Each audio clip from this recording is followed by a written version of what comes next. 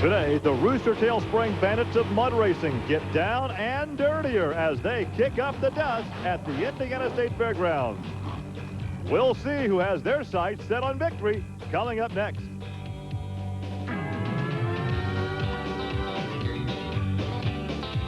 This is Trucks and Tractor Power featuring the All-Stars of the four-wheel and off-road Jamboree Fall Nationals.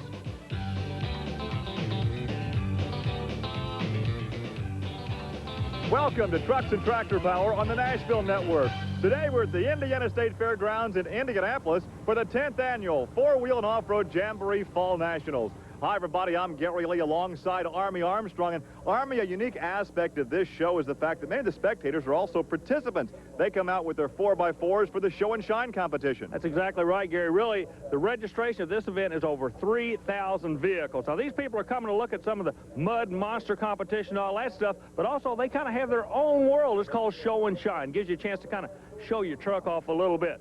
But when you're not showing your truck off, you go to the grandstands and you watch the guys that don't care about chrome and candy apple. You see the guys that just flat want to go fast. They're going to get down and get dirty and get quick here this afternoon. Side-by-side mud bog competition from Indianapolis coming up next.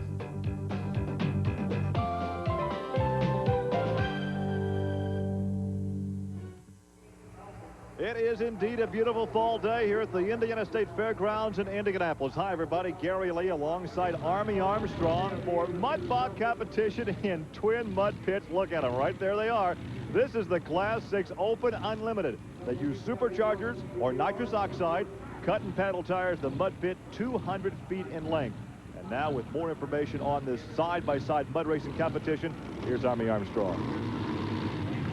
Gary, one thing you have to remember in this sport now, even though they're running side by side, they're trying to leave at the same time. That's up to the driver. Who they're really racing is not the guy next to you. The clock. That's why sometimes Army will see a driver leave. The other driver kind of waits for a while. But again, it's the race against the clock. Ray Wells coming up first out of Holland, Michigan in a light flight. And there is Ron Smith in Gold Fever. Ron Smith will be in a far lane with a 48 Fiat. These body styles were very popular a few years ago in the sport of drag racing, but they're working their way into the sport of professional mud racing now. Fiat out first, 23 going after him, trying to pull him on a big end. Oh, look at that 23. Look at Ray Wells. Ray Wells, what a great ride. I am impressed. He let him leave and then reeled him in big time. 322 for Ray Wells, and there is 387, and that is the time for Gold Fever. Look, once again, Gold Fever is away, and here comes Ray Wells, and he cuts him down at the finish line. Well, he pulled him on the big end of that track.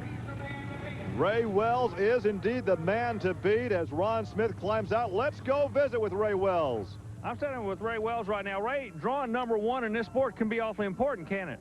Yes, providing the pit is in, good shape. You got a good launch pad. It looked like a pool table out there you were running on. It was nice and smooth. Yeah, no doubt about that. You're sitting on top. Everybody's coming after you. Think you can hang on to it? I don't know. Our car's getting a little weak. It's been a long season. Hopefully, I don't know. We're going to watch you do, too. See you later. Okay, thanks. Well, we should have a measure of just how fast he is momentarily, because there is Tony Farrell in the Blue Ribbon Bandit, and alongside will be Ron Pence in Tater. Ron Pence, always one of the fastest drivers in this competition, so we'll just see how fast old Ray Wells can hold up here.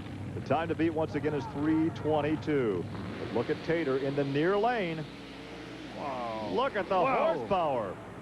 Man, the top end in that left lane is just awesome, Gary. They're just like picking up another 100 horsepower and driving out the other end of the track. 316. Ron Pence at 316. That is the new number one time. And look at this. No, 315. Tony Farrell. We had our eyes on Ron Pence, but Tony Farrell with a 315. And Tony banged the wall at about the 180-foot mark. I cannot believe the action in these events. Well, Tony Farrell is the guy to beat. He's with Army. Tony, a 315. You use a Chrysler horsepower. You're showing you guys can get up here and run with these Chevrolets and Fords. Yeah, I kind of had to back off of it. We got in the wall a little bit, and just as soon as go out of bounds, I just let off of it and got back in it. Maybe I could have done better. Maybe I couldn't have. Do you think that time can hold up? All the rest of the drivers, they kind of shook their head when you made a pass through like that. Could be the good number today. Well, I don't know. We drove a good number. We was third in the hoe. We did some changing on the car last night, and I hope we got the bugs worked out of it. She's really responding today, and I'm happy with it. Well, let's take a seat and see if it holds up for you. All right, thank you. I can assure you there are shock waves here at the State Fairgrounds. Anytime you can best Ron Pence, you've done something. And Tim Pearson now coming up next. He is driving Purple Passion. And there's a look at S kicker. This is Jeremy Finley. Oh, they have their work cut out for them. A 3.15. Finley comes over from Virginia. Finley started the event with the top on the car, but they decided to go ahead and cut the top off. They said, man, I want to be able to see. Whoa, we got problems now on the other end. Hang on, and Jeremy gets it stopped before he collects one of those barricades down there. Check the time, Gary. 2.97. That's an awesome shot, but the other lane went a 3.93, Gary. That was a rocket ride for both of them. Well, there's your new leader, the man to beat, Jeremy Finley at 2.97. This is how he did it. Now, as you mentioned earlier, they chopped the top off this car, cut the top off to enhance the visibility. Look at him fight the steering wheel as he drives to a 2.97 and slides to a stop. He's trackside with Army Armstrong. Well, Jeremy Finley's literally got the crowd on their feet. You bumped the magic 2-second barrier. How'd that feel out there to you? I felt like a good run. I was happy with it. How do you know when to leave? It's up to you, the driver. The light's already green, but when do you know it's right to go? When everything feels ready to go. You get froggy, you just jump, huh? Yeah. I was sort of waiting for the other guy, but he didn't want to go. You're jumping good today. Let's see if that holds out for you. I already appreciate it. All he can do now is wait and watch, and look at this boat. That's the Mad Mud Demon, Greg Sharp. I don't know what kind of boat that is, except for a fishing boat, but it's certainly out of the water here. And there is a look at a Jeep of Stanley Trimble. That's Radical out of Jeffersonville, Kentucky. Stanley is the teacher, and this was a class project. Yeah, the word we get is a class project, and all the youngsters are pulling for him. But right now, they better pull hard. At 297 is going to be a tough number. Boy, Stanley leads good. He has some rough sailing at the end of that 200 feet of mud at a 4:21, and there's the boat time of 4:80. I love the looks of that contraption. Let's take another look at Stanley. This is America, and if you're mud racing, you can run what you darn well please. That's Gary. right. That's what's so unique about this sport. Boy, Stanley kissing that wall all the way down, making horsepower.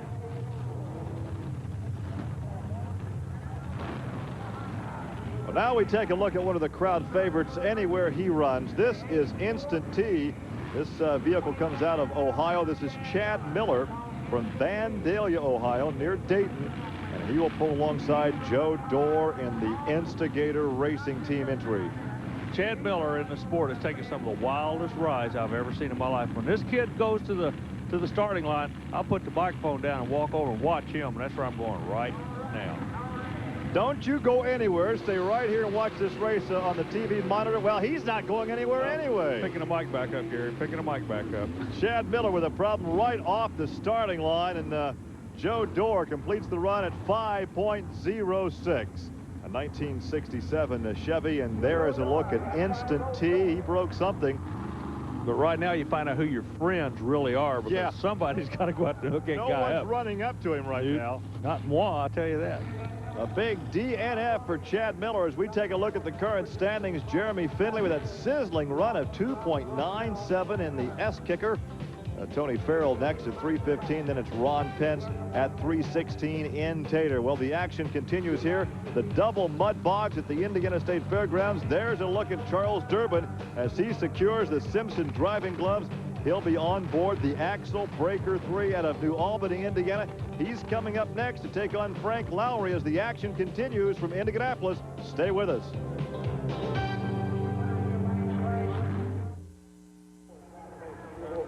And welcome back to the four-wheel and off-road Jamboree Fall Nationals at the Indiana State Fairgrounds. Gary Lee alongside Army Armstrong. It is a beautiful autumn day here in the capital of auto racing, Indianapolis. Yes, Gary, it is a beautiful day, but somebody does have a raincoat on. The starting lineup, man, at this event. We're pulling bonkers into the lane now. That's Frank Lowry out of Milan, Ohio in Bonkers. That is a S10 Chevrolet. And there is another look at Charles Durbin. We saw the backside of that vehicle pulling away from us earlier. There's the front of the Axle Breaker 3. He is out of New Albany, Indiana, the southern part of the Hoosier State. Bonkers leaves first. Here comes Durbin. They're running a car. Durbin's in trouble on the big end, Gary. Oh, he barely pulled that back in. Well, he had to hold his breath. I thought he was going to tip that thing on over the little Tommy tip over there at the end of the lane. Now, you got to remember, again, they're running against the clock. Even though there's 2 lanes, the guy next to you is not important. 5:17 recorded by Bonkers, the record we get. 9:22 for Charles Durbin. So we'll take a look again. Durbin was late in leaving. They're running against the clock. Lowry bumps and bangs his way through 200 feet of mud. Okay, then Durbin, what he did, as Lowry goes through, his door comes open, but Durbin actually slid through the finish line. That's where he scruffed off all that time.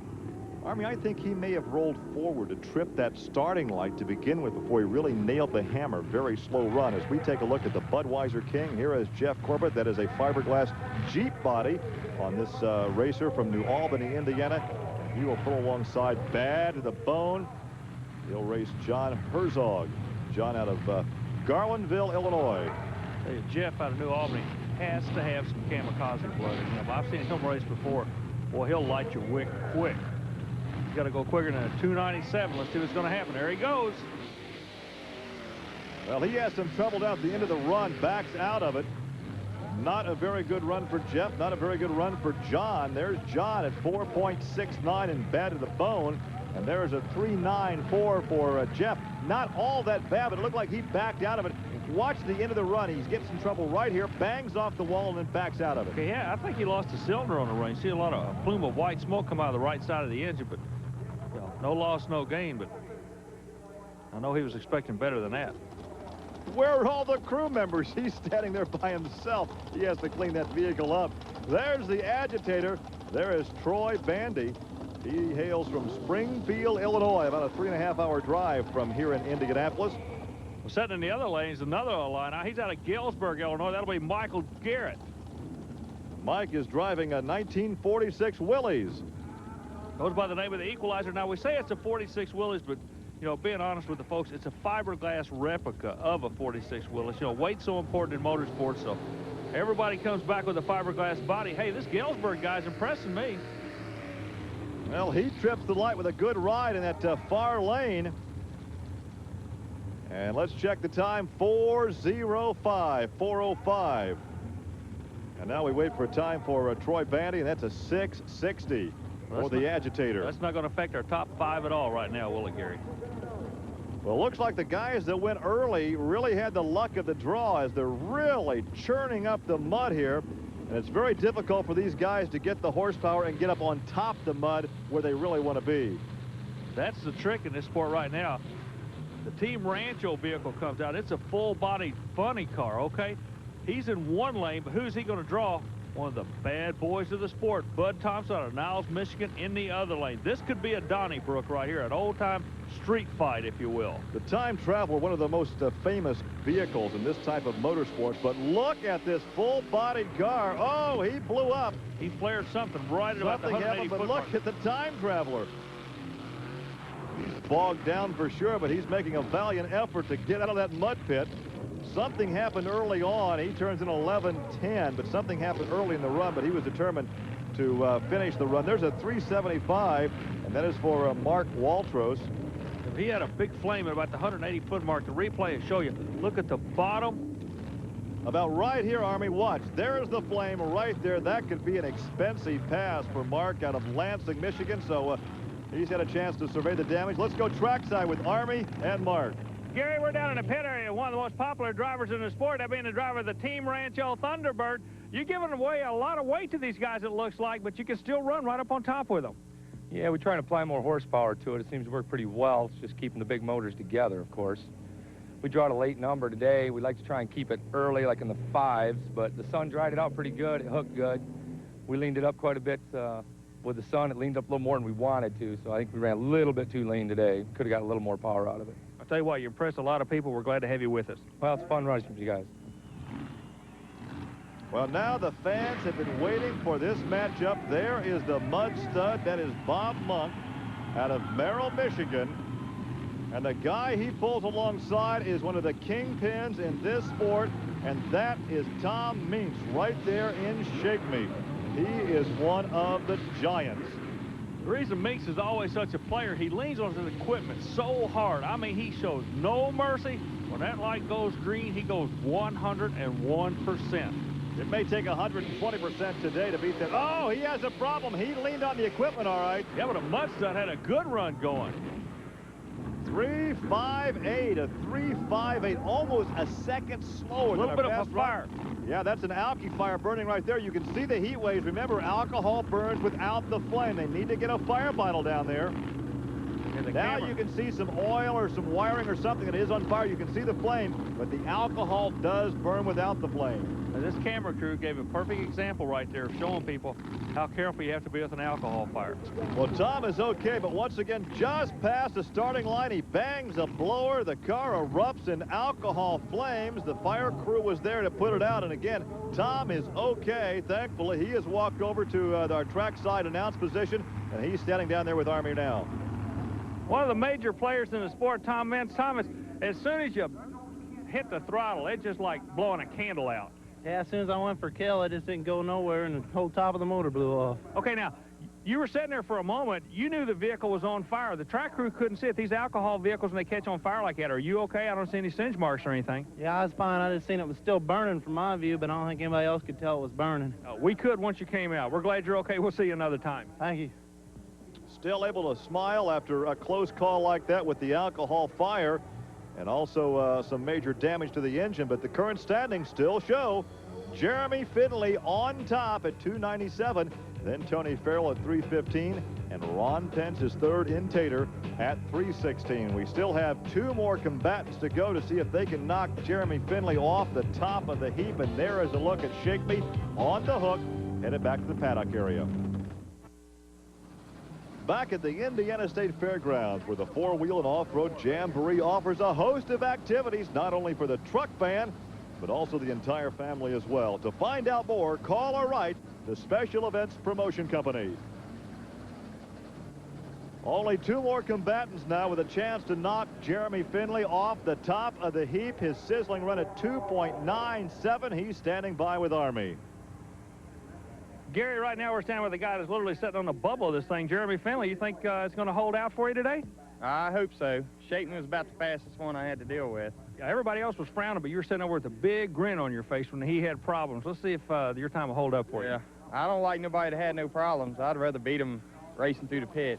You know how it is. Well, two more combatants. Jeff Ballard in the Pork Brothers Express out of Mount Sterling, Kentucky will be one. And there's Dragonfly, and this is Ted Horvath. Now, Jeff's experiment with the new chassis design, I kind of like it. It's an underslung design. They're still trying to get it figured out. They've got it to handle real good in the pit. But coming out of the pits where he seemed to have some problems Once with he gets up on top, yeah, that he's mud. a player. He's a goer. But when it comes out of the pits, when they seem to have the chassis unloads or something. Ooh, see what I mean? About mid-range, though, he gets on top of that mud. He wings the throttle right there to get out of trouble. But 3.12, a good ride, a very good ride at 3.12, but not fast enough. And there's the 3.69 for Tad, and that means that Jeremy Finley will be our champion here at the Indiana State Fairgrounds. One more look, but about there, mid-range. It picks up and goes, but watch it right here. The track's only 200 feet long. He must have gone 800 feet.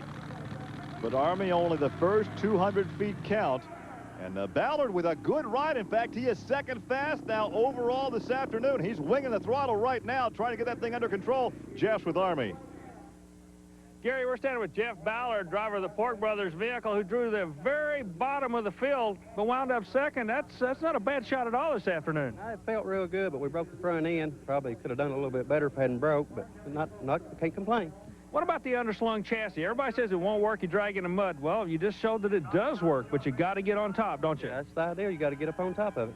Jeff, you did a good job. Thank you, Army. The last to run, he finishes second.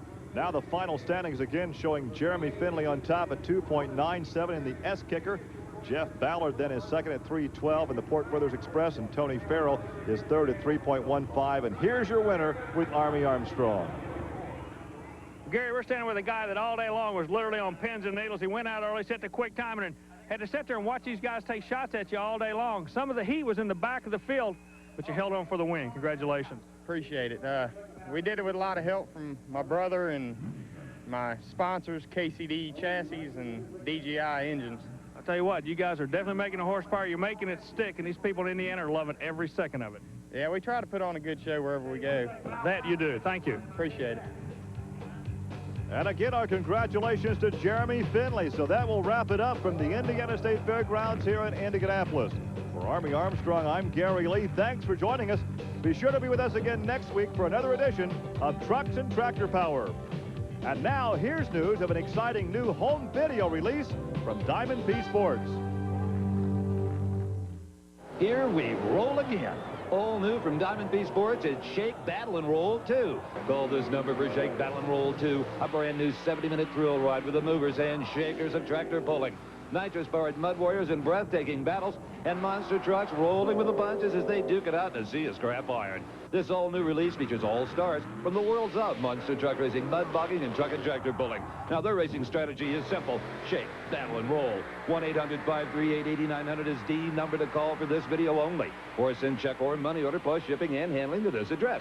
Visa and MasterCard accepted, no CODs. Call now, 1-800-538-8900. And call this same number, 1-800-538-8900, to get the new Diamond P T-shirt, sizes small through extra large. 1-800-538-8900, order now.